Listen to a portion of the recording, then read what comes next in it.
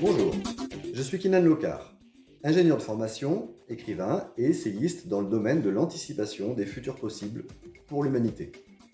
Passion que je vais modestement essayer de partager avec vous. Bienvenue également sur la chaîne de l'horizon des événements. L'horizon des événements, dans l'espace, en astrophysique, c'est la limite ultime autour d'un trou noir entre ce qui est connu et ce qui ne le sera jamais.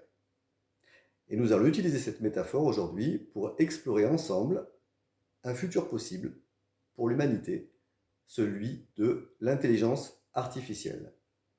En nous posant la question d'une manière atypique.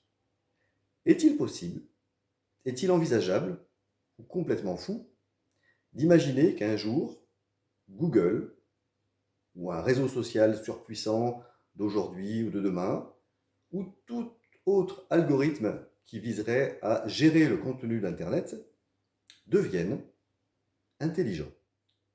Alors pour commencer cette présentation, nous allons d'abord essayer de redéfinir ensemble ce qu'est l'intelligence artificielle. On mélange d'ailleurs souvent deux notions. En premier lieu, des systèmes qui sont capables d'imiter et voire de dépasser l'intelligence humaine dans de multiples domaines. C'est des systèmes qui existent pour partie déjà et qui donnent de très bons résultats et qui sont en amélioration continuelle. Il existe par exemple aujourd'hui des intelligences artificielles dans le domaine de la médecine qui sont capables souvent de donner des meilleurs diagnostics que ce que feraient les médecins. La deuxième notion, assez différente, c'est la notion d'intelligence artificielle qui devienne consciente d'elle-même et qui soit éventuellement capable d'évoluer de manière totalement inattendue. C'est bien entendu à cette deuxième notion que nous allons nous intéresser aujourd'hui, qui n'existe a priori pas encore. C'est aussi cette deuxième catégorie qui attire le plus de peur et de fantasmes, peut-être justifiés. Parce qu'une fois que la mèche est allumée, on ne sait pas où ça peut s'arrêter. Cette deuxième catégorie d'IA fait donc intervenir le concept de conscience. Une notion qu'on utilise pratiquement quotidiennement et pourtant tellement difficile à définir. Que dit le dictionnaire? Connaissance intuitive ou réflexive immédiate que chacun a de son existence et de celle du monde extérieur. Ou alors, représentation mentale claire de l'existence, de la réalité. Nous voilà guère plus avancés. Vous par exemple, vous qui regardez cette vidéo, vous êtes constitué d'environ 30 000 milliards de cellules qui fonctionnent en harmonie sans savoir qu'elles sont vous. À quel moment est-ce arrivé?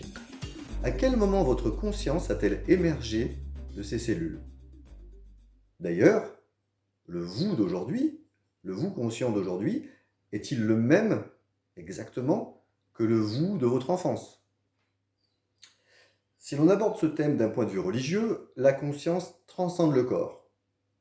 Elle est vous sans être intégrée au corps charnel.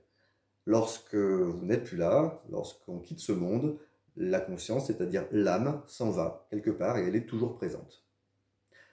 Une autre vision des choses, un autre schéma qui concorde également avec une vision religieuse ou une vision plus agnostique, imagine la conscience de manière différente.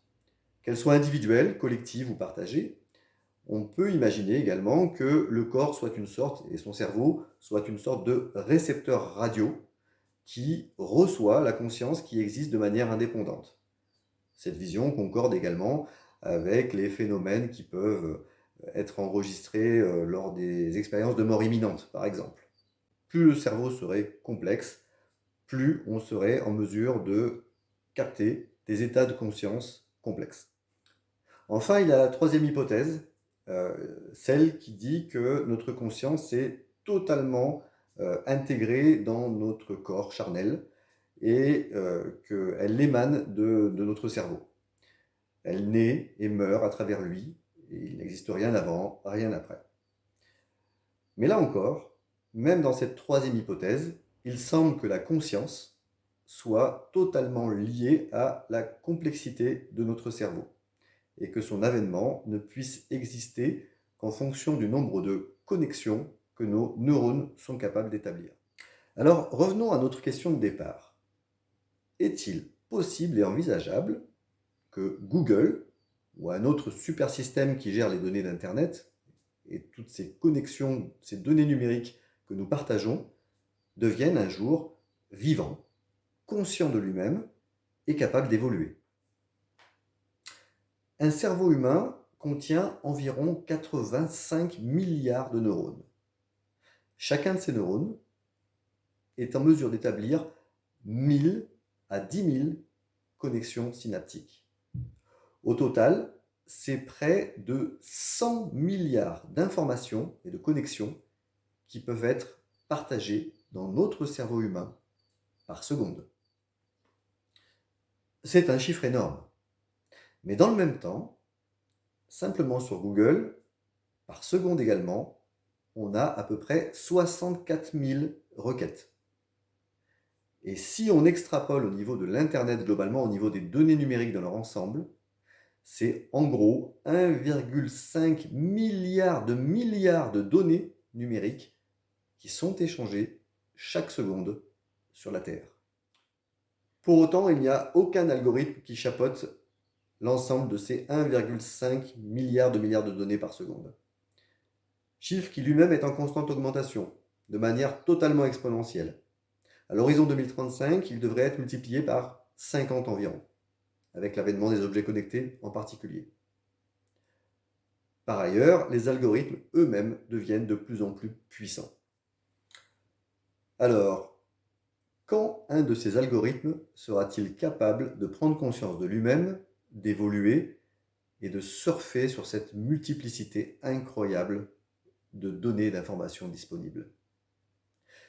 C'est une idée audacieuse et, nous l'avons dit, elle est loin d'être certaine. De même, la conscience n'est peut-être pas simplement une émanation de complexité de données échangées. Pour autant, il n'est pas non plus impossible d'imaginer que cela arrive. Nous nourrissons Internet de nos connaissances, de nos vies, de nos espoirs, de nos fantasmes, de nos désespoirs.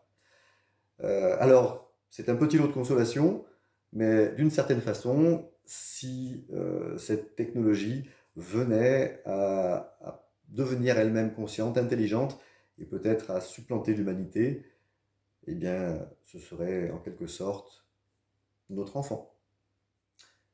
Voilà, j'espère que vous avez pris plaisir à visionner cette vidéo. N'hésitez pas à poster un petit commentaire, tous les commentaires sont les bienvenus.